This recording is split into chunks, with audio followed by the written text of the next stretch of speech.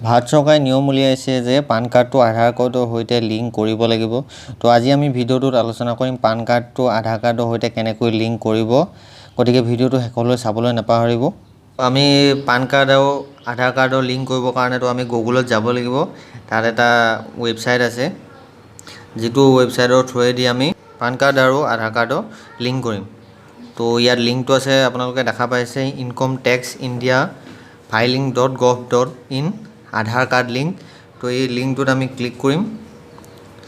তো তাৰপিছত আপোনালোকে দেখা পাইছে এই ওপৰৰ লিংকটো, এইটোত আপোনালোকে ক্লিক কৰিব।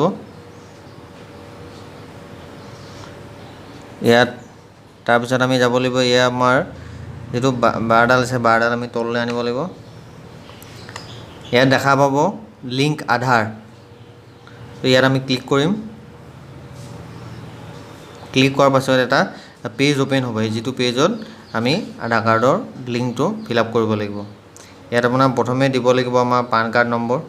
মই পান কাৰ্ডৰ নম্বৰটো ফিল আপ কৰি দিছোঁ। বহুত চিম্পুল প্ৰচেছ হয়, আমি অতি সহজে কৰিব পাৰোঁ এইটো। ইয়াত লিখা আছে আধাৰ নম্বৰ ছেকেণ্ডটো। তো তাত আপুনি আধাৰ নম্বৰটো ফিল আপ কৰিব।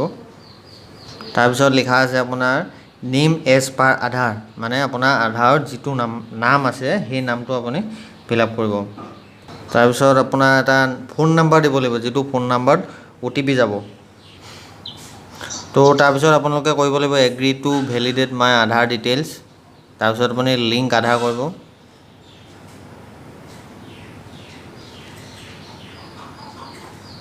ইয়াত এটা OTP আহিব, সেই OTPটো আপুনি ইয়াত টাইপ কৰিব লাগিব।